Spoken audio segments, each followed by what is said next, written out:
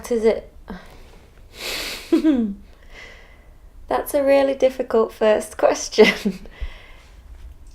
The thing I love most about art is the fact that it's all mine, I think.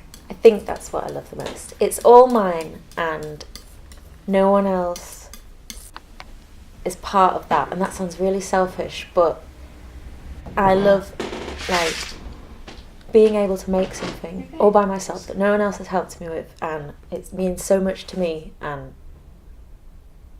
yeah, that's strange because I really like hanging around with people, so it's strange to think about it being a solo thing, if that makes sense.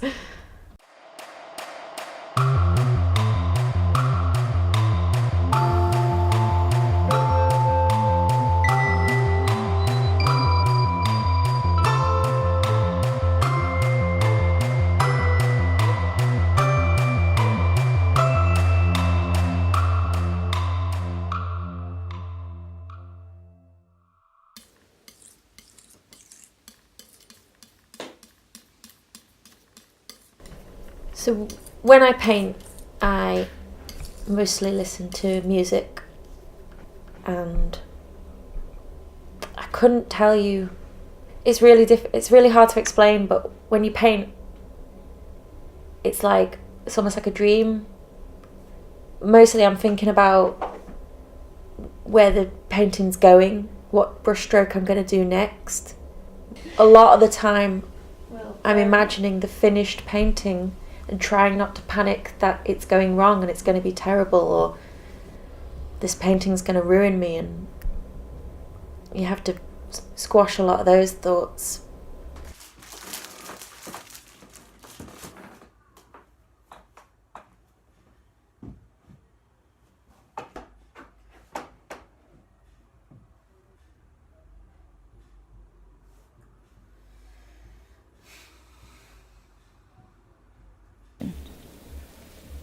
The exhibition is now on the 3rd of May, on the Thursday, which was the opening night, but is now the closing night.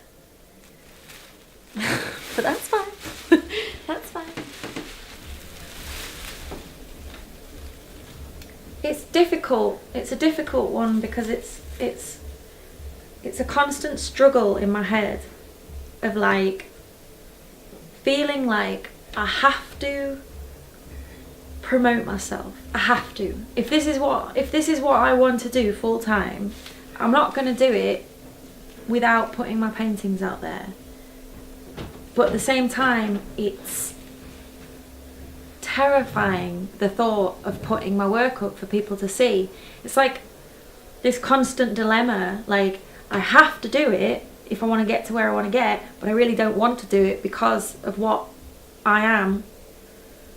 It's like a circle of turmoil that I can't get through, but I want to put it on because the more I put on, the easier it'll get. I hope. I think. I probably knew that I wanted to be an artist from day dot. I remember really, really wanting to either be an artist or an actress or a vet. And art has always been the one that just stayed. When I used to go to galleries when I was younger, I still do it now, because I did it the other week actually, but I used to go right up to, there's a lot of statues or portraits, and I'd go right up and look into their eyes and try and sort of see what they were seeing at the time that painting was being painted, or if it's a sculpture, I try and look into their eyes and see if I could see inside them. It's really strange. I could study people's faces for hours. It's hard to explain. I just think there's definitely something about eyes, and if you stare at them long enough, then you'll be able to see what a person's really thinking. There's teeny tiny expressions that people make that you don't necessarily always see, but if you study them long enough, you'll see. gotta do.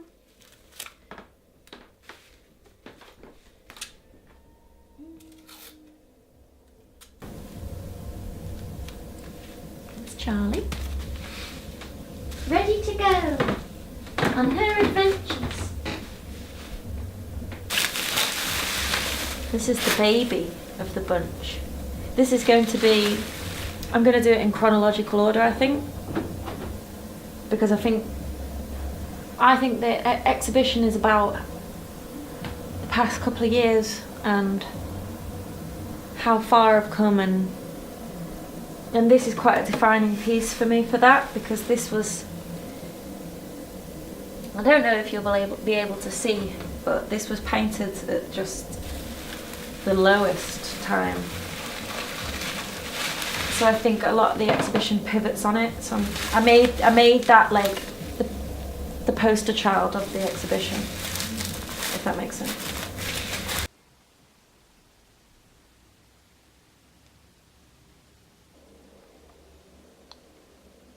Me and my boyfriend bought a house and moved out to Edgeley together, and that and a few other things led to us breaking up, and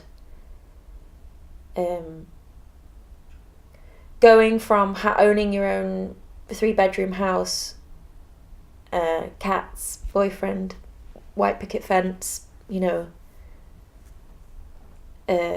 going from there, I had to restart my life basically.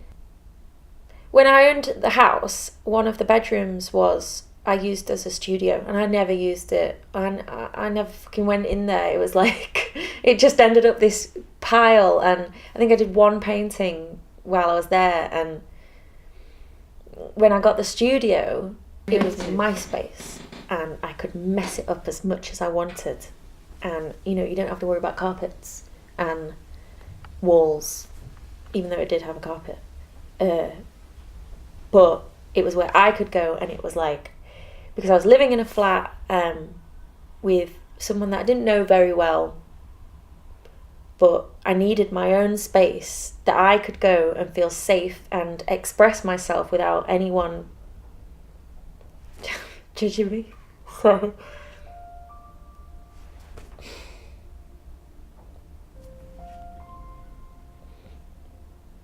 it was just a really horrible time.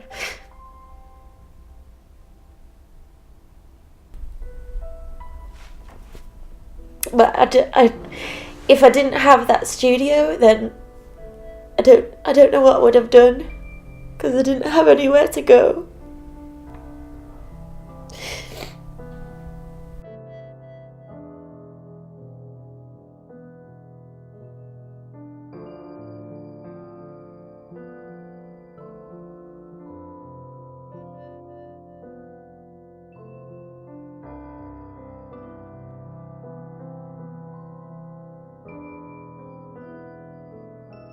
Being able to paint again in that studio was massive, because I had a lot of stuff going on in my head at the time, and it's really, really hard to block out bad feelings and bad thoughts. But when you're painting, you don't really have a choice. For me, it was like meditation, therapy. I felt like the rent of that studio was paying for a therapist, and it helped to switch off. That really scares me.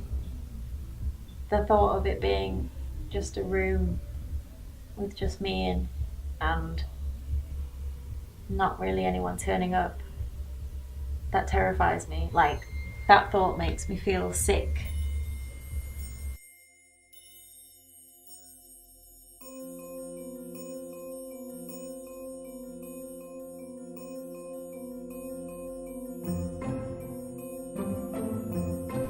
It's difficult to say what I'm trying to show the world with my art, because a friend of mine told me that if you get too consumed in what other people will think about your art, then you won't be doing very good art.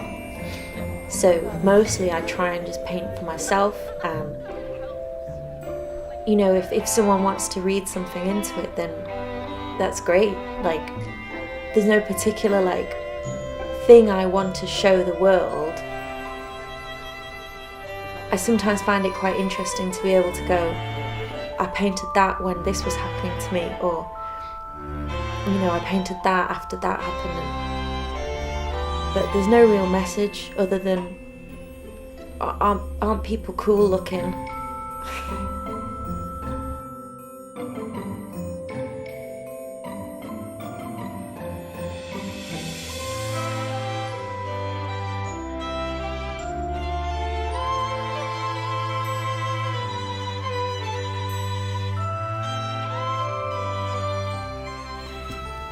Celebrating a big success.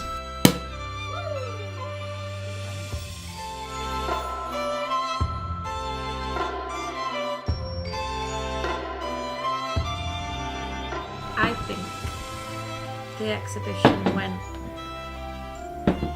100 times better than I thought it was going to. Way more people came than I thought,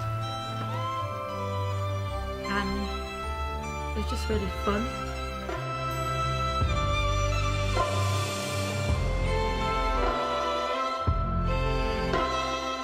It was a really good night. So well done. Cheese. Cheese.